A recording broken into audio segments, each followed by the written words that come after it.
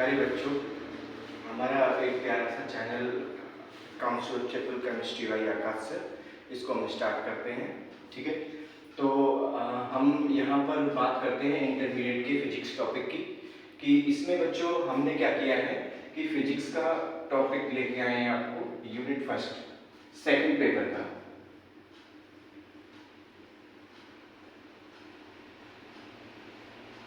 Second paper बच्चों हम start करते हैं। सेकंड पेपर में जो हमारा टॉपिक है जिसका नाम है यूनिट फर्स्ट है हमारी यूनिट फर्स्ट। ठीक है, हम बात करते हैं क्लास 12। ठीक है, 12th में आज हम बच्चों अपना एक नया अध्याय स्टार्ट करते हैं फिजिक्स में यूनिट फर्स्ट की। तो इसमें कुछ टारगेट को पढ़ते हैं, समझते हैं, देखते हैं कि किस तरीके से टॉपिक है। तो बच्चों इसमें हमारा आज का लक्ष्य क्या है? आज का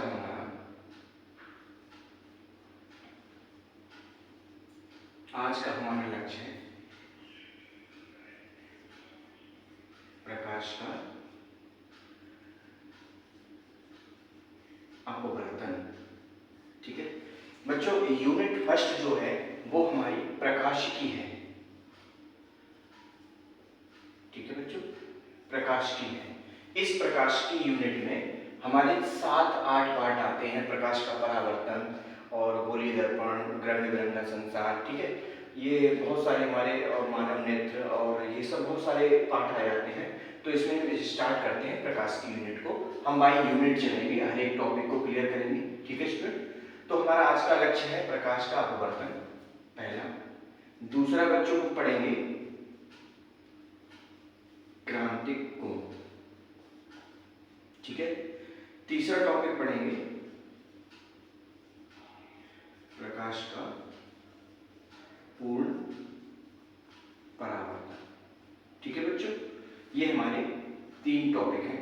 ये हमारा आज का गोल है। ठीक है, आज का हमारा जो लक्ष्य है वो ये 3 टॉपिक हैं, इनको डिस्कस करते हैं एक के बाद एक को इसको डिस्कस करेंगे।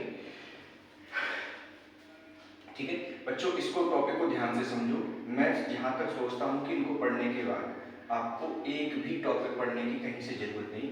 पहले ये फटाफट इनको नोट कर लो। इसमें हम पहला स्टार्ट करेंगे। ठीक है, चलो।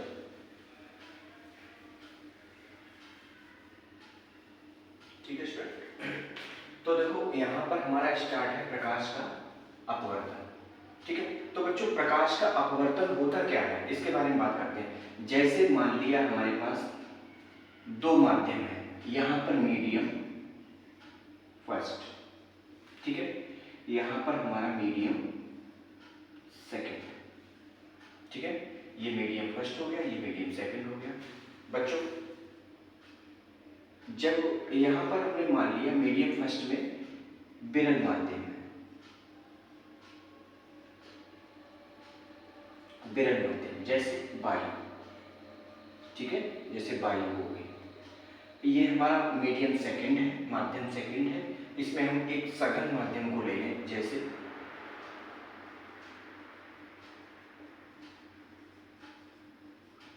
कांच। ठीक है, कांच हमने यहाँ पे कांच ले लिया, ग्लास ले लिया। तो बच्चों जैसे ही प्रकाश की किरण जब एक माध्यम से दूसरे माध्यम पर आपतित होती है, गिरती है, तो बच्चों क्या होती है, ये हम कह सकते हैं विरल माध्यम से सघन माध्यम में प्रवेश करती है, तो अभिलंब की तरफ थोड़ा सा झुक जाती है। बच्चों ये क्या है, ये हो गया हमारा अभिलंब। ठीक है, ये हमारा अभिलंब हो गया। ठीक है स्टूडेंट्स, तो ये हमारा अभिलंब हो गया। ये हमारी आपतित किरण है, आपतित किरण। ठीक है बच्चों, आपतित किरण जब हमारी इस सरफेस पे गिरी, जहां इसके नीचे हमारा सघन माध्यम है, तो ये अभिलंब से दूर न हटकर अभिलंब के पास आ जाती है, थोड़ी सी इस तरीके से। यहाँ ये आर जिसको बोलते हैं, और ये हमारा आई। आई यहाँ पर इंसिडेंट एंगल है, जिसको हम आपतन कोण बोलते हैं। जहां आई क्या है, आपतन कोण, आपतन कोण।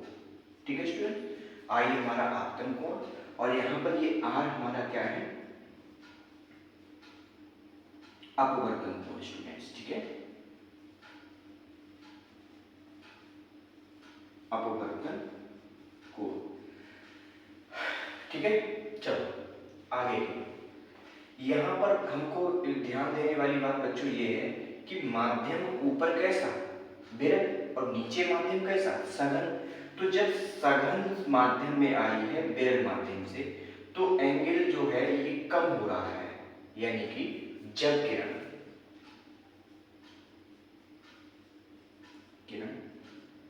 विरल से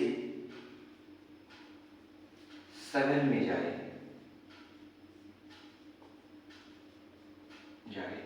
तो अपवर्तन,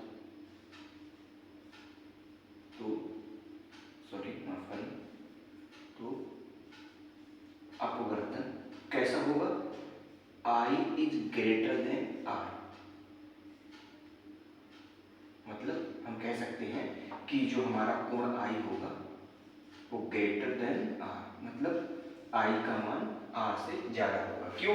क्योंकि बच्चों इसको जाना चाहिए था इस तरीके से यहाँ से, लेकिन ये किरण इधर ना जाकर थोड़ा सा इधर बेंड हुई अंदर की तरफ, तो ये एंगल छोटा हो गया इस एंगल से, है ना। तो I is greater than R, तो I यहाँ पर बड़ा होगा R से, ठीक है। तो ये हमारा, हम एक नॉर्मली जनरली परिभाषा में कह सकते हैं, जब कोई प्रकाश की किरण किसी विरल माध्यम से सघन माध्यम में जाए या सघन माध्यम से विरल माध्यम में जाए, तो क्या होता है, उसके वेग में परिवर्तन हो जाता है, ठीक है, उसकी वेग में परिवर्तन हो जाता है, और इसी को हम बोलते हैं क्या, प्रकाश का अपवर्तन। इस तरीके से प्रवेश करके और उसमें जो एंगल है वो भी थोड़ा सा चेंज हो गया, ये घटना हमारी कहलाती है प्रकाश का अपवर्तन। इसको हम इस तरीके से देख सकते हैं, ठीक है। तो बच्चों इसको समझ में आया, इसका स्क्रीनशॉट ले सकते हैं, ये हमारी घटना हो गई प्रकाश के अपवर्तन की, ठीक है। चलो इसको स्क्रीनशॉट बनाओ, ठीक है, ठीक है स्टूडेंट। चलो अब बच्चों हम अपने दूसरे गोल की तरफ चलते हैं। दूसरा टॉपिक हमारा क्या है, दूसरा हमारा टॉपिक बच्चों है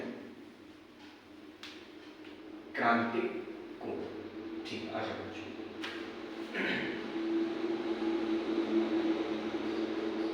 क्रांतिक कोण, ठीक है। आजा देखो, क्रांतिक कोण, इसकी बात करते हैं बच्चों, क्रिटिकल एंगल, इसकी बात करते हैं बच्चों। तो क्रांतिक कोण को समझने से पहले हमारे लिए एक टॉपिक क्लियर होना चाहिए जो हमने पढ़ चुके हैं, प्रकाश का अपवर्तन। तो ठीक है, चलो हम इसको समझने की कोशिश करते हैं कि क्रांतिक कोण क्या है। थोड़ा सा दिमाग लगाओ और मुझे लगता है कि इसको थोड़ा सा समझोगे तो ये टॉपिक हमारा बिल्कुल क्लियर हो जाएगा, ठीक है। तो क्रांतिक कोण की बात करते हैं। जैसे माना बच्चों हमारे पास एक ये है स्लैब है कांच की, और ऊपर है बच्चों यहाँ पर सघन माध्यम, ठीक है, सघन माध्यम। जैसे हम बात करें कांच की, ये है हमारा सघन माध्यम, जैसे कांच, ठीक है बच्चों, ये कांच। और नीचे बच्चों है हमारा विरल माध्यम, जैसे वायु, ठीक है स्टूडेंट्स। सॉरी, तो इसमें क्या हुआ, जैसे ही प्रकाश की कोई किरण सघन माध्यम से विरल माध्यम में प्रवेश करती है, तो होता कि ये हमारा इसका अभिलंब हो गया, ये, तो ये इस तरीके से थोड़ा सा अभिलंब से दूर हट जाएगी, इस तरीके से गुजरती। ये हमारा आई हो गया, और बच्चों ये हमारा आ हो गया, ठीक है, ये हुआ। अच्छा, यहाँ पर एक समझने वाली बात यह है कि जब माध्यम सघन था नीचे, तो अभिलंब की तरफ थोड़ा सा बैंड हुई, अभिलंब की तरफ झुकी, और जब माध्यम विरल हुआ तो अभिलंब से दूर हट गई, है ना।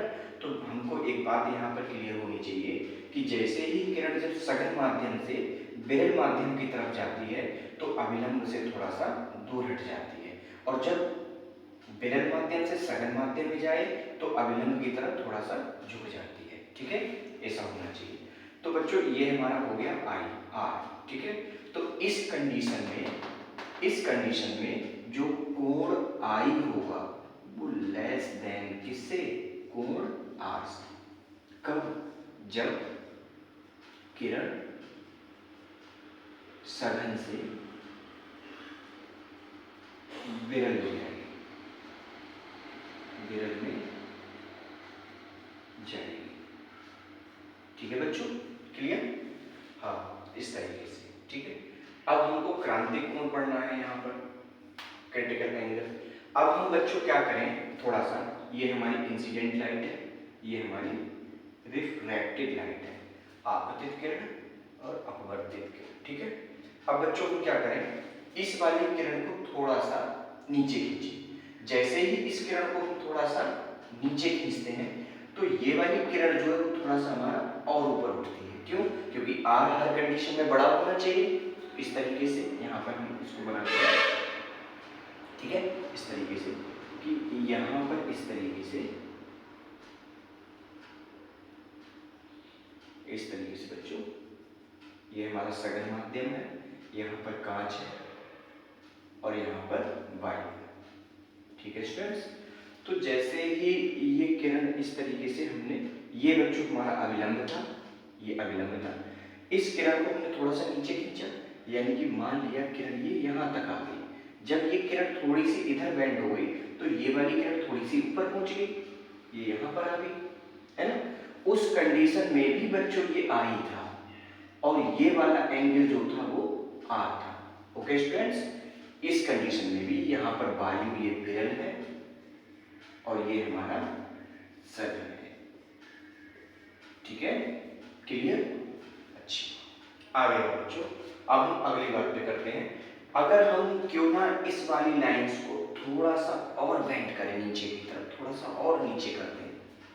ठीक है, थोड़ा सा इसको इसी में कर देते हैं बच्चों, इसको थोड़ा सा हमने और बेंड कर दिया, इस तरीके से हम कह सकते हैं, इस तरीके से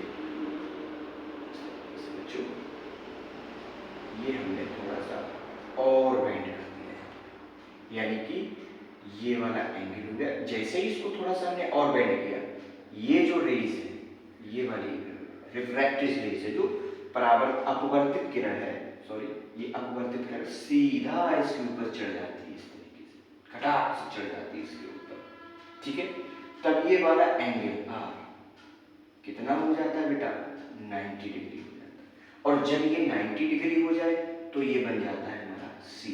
तो कहने का मतलब, if I equal to C, then R equal to 90 degree is called critical angle। मतलब जब हमारा ये R जो ये वाला कोण है 90 डिग्री हो जाए तो I किसमें बदल जाता है, C। यही हमारा कहलाता है क्रांतिक कोण। तो बच्चों हम कह सकते हैं, यदि R तुम्हारा 90 डिग्री तो I किसमें बदल जाएगा, C, और C हमारा कहलाता है क्रांतिक कोण। ठीक है बच्चों, हमको ये पढ़ना था क्रांतिक। ठीक है, तो क्रांतिक कोण की जब भी कंडीशन आएगी तो वहां पर बच्चों हम R का मान 90 डिग्री लगाएंगे। ठीक है, कॉन्सेप्ट क्लियर? तो इस तरीके से हम क्रांतिक कोण को समझ सकते हैं। ठीक है, चलो, अगर ये हमारा टॉपिक का स्क्रीनशॉट अगर आप बनाना चाहें तो बना लें। ठीक है, और उसके बाद में हम अपना नेक्स्ट टॉपिक स्टार्ट करेंगे, इसको समझ लो पहले। ठीक है, ठीक है स्टूडेंट्स, चलो अब हम अपना नेक्स्ट टॉपिक स्टार्ट करते हैं। ठीक है, तीसरा और हमारा लास्ट, इसके बारे में ये तीसरा टॉपिक जो हमारा है ये है प्रकाश का पूर्ण आंतरिक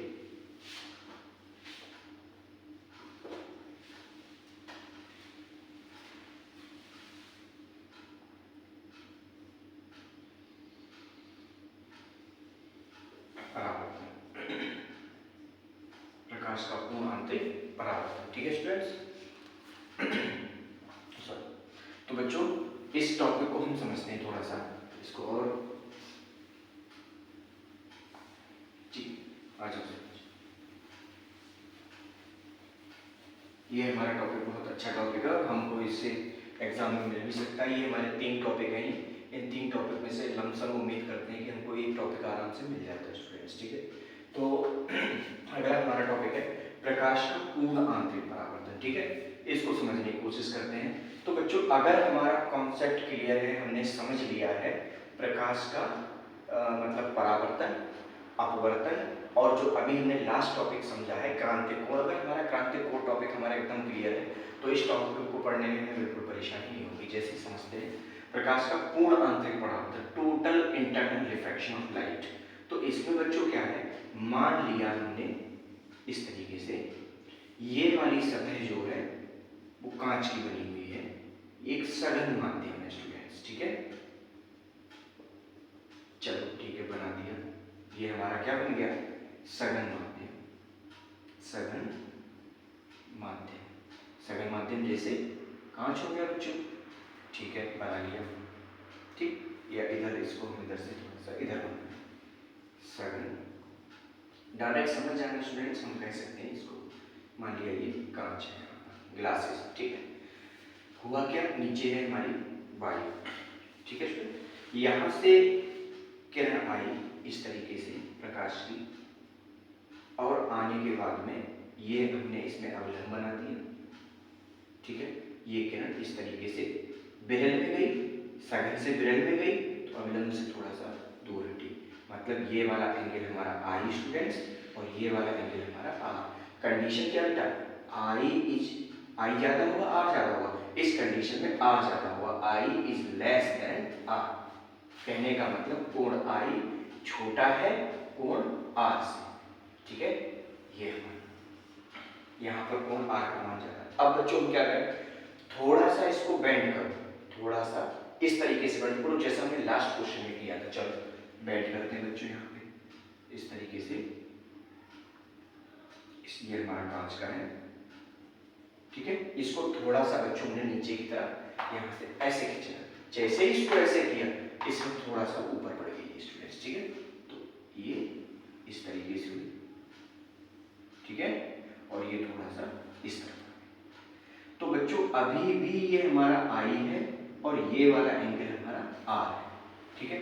अब बच्चों हम क्या करें, थोड़ा सा और बेंड कर दो, यहाँ पे हम करते हैं, मुझे लगता है कि साफ दिख रहा होगा तुम लोगों को पीछे से, ठीक है। चलो ठीक है, ये हमारा कांच हो गया बेटा। अब हम क्या करें, थोड़ा सा इसका और बेंड कर दो, जैसे ही हमने इसको और बेंड किया ये वाली किरण जो थी वो ठक से आराम से यहाँ पहुंच गई, इसके ऊपर चढ़ गई, और जब ये जैसे ही रेज इसके ऊपर चढ़ गई ये आर हमारा बदल गया 90 डिग्री में। और बच्चों जैसे ही आर हमारा 90 में बदला ये वाला एंगल हमारा किस में आ गया, सी में आ गया, शाबाश। ये बच्चों हमारा किस में आ गया, सी बराबर आई। या हम कह सकते हैं यदि आर बराबर 90 डिग्री तो ये जो आई होगा हमारा सी होगा, और यही सी हमारा कहलाता है क्रांतिक कोण। इतना हमने पढ़ लिया था लास्ट टॉपिक में, लास्ट लेक्चर में पढ़ लिया था ये वाला, ठीक है। जो हमने sorry last lecture last topic खत्म किया था, इसमें ये वाला टॉपिक हमने क्लियर कर लिया था। अब बच्चों को क्या करें, इसको 90 डिग्री पे हम लेके आए, ठीक है स्टूडेंट्स। अब हम क्यों ना इसको थोड़ा सा और नीचे लेके आए, इसको थोड़ा सा और नीचे लेके आए तो हमें एक नई कंडीशन प्राप्त हो जाती है, इस तरीके से, इस तरीके से। देखो मुझे लगता है कि प्रॉपर दिख रहा है, शायद यहाँ पे बोर्ड बिल्कुल दिख रहा होगा, हाँ ठीक है, चलो ठीक है, चलो आ जाओ बच्चों। तो बच्चों हुआ क्या, हमने इस वाले एंगल, जैसे ये हमारा फिगर ए मान लिया, ये बी हो गया, ये सी हो गया और ये हमारा डी हो गया। इसको समझो, अगर हम इस वाले एंगल को, मैं कोशिश बच्चों मेरी कोशिश यही रहेगी कि मैं तुमको ज़्यादा से ज़्यादा थ्योरी ना लिखाऊं, मैं केवल तुमको यहाँ पे समझाऊं जिससे तुम्हारी कॉन्सेप्ट क्लियर हो, एकदम छोटी सी छोटी चीज़ क्लियर हो, ठीक है। बाकी अगर समझ में आ जाता है तो थ्योरी हम अपने आप ही लिख सकते हैं ना। तो हमारा मेन उद्देश्य ये है कि हम आपके छोटे से छोटे और बड़े से बड़े कॉन्सेप्ट को क्लियर करते चले। तो बच्चों हुआ क्या, आज हम टॉपिक चलते हैं, इसमें हमने क्या किया, इस वाली रेस को और इस तरीके से बेंड कर दिया, इसको थोड़ा सा और नीचे कर दिया।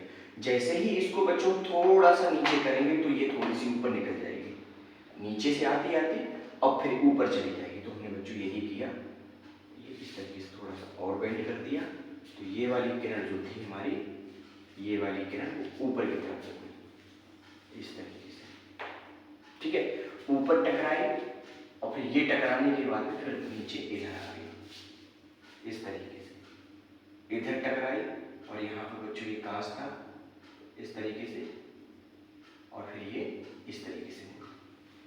तो हम देखते हैं ये जो स्लैब बनता है इस कांच का ऊपर, इसमें ये वाली रेज कुछ इस तरीके से चलती है। अगर ये पूरा कांच का हो, इधर टकराती है फिर इधर जाती है, ये मान के रखा हमने पूरा कांच का है, मतलब किरण जो है वो इस तरीके से मोशन करती है, ऊपर नीचे इस तरीके से लहराती हुई चलती है। तो इसका मतलब ये है कि किरण जो है वो सघन माध्यम में थी और सघन माध्यम में ही लौट गई, फिर सघन माध्यम में नीचे आई, फिर सघन में, मतलब माध्यम को चेंज नहीं कर रही है, ऊपर सघन है और नीचे विरल है। तो किरण जो थी वो सघन का सघन में ही रहती है, दूसरे माध्यम में आती नहीं है। तो इस घटना को बच्चों हम बोलते हैं प्रकाश का पूर्ण आंतरिक परावर्तन, ठीक है, प्रकाश का पूर्ण आंतरिक परावर्तन, ये हमारा कहलाता है प्रकाश का पूर्ण आंतरिक परावर्तन, ठीक है बच्चों। तो हमने आज के अपने 3 टॉपिक अपने जो पढ़ने थे वो हमने तीनों टॉपिक को क्लियर कर लिया बच्चों। अब हम कोशिश कर रहे हैं कि तुम्हारे जल्दी से जल्दी केमिस्ट्री की भी क्लास को स्टार्ट कर दिया जाए। अभी तक हमारा एक टेक्निकल इशू था जिसकी वजह से अपनी वीडियो अपलोड नहीं कर पा रहे थे। अब बच्चों जैसे जैसे हमारा इशू खत्म हो रहा है हम कंटिन्यू कोशिश करेंगे कि तुम्हारी सारी वीडियो आती जाए और बच्चों बहुत जल्दी से जल्दी हम सारा सिलेबस को कवर करने की कोशिश करेंगे क्योंकि कुछ दिनों में एग्जाम सर पे आने वाले हैं। तो ठीक है, तो बच्चों हम आपसे यही कहेंगे ध्यान से पढ़ें और करें, और हमारा प्यारा सा channel conceptual chemistry bye Akash sir, please like, subscribe and share. Thank you students.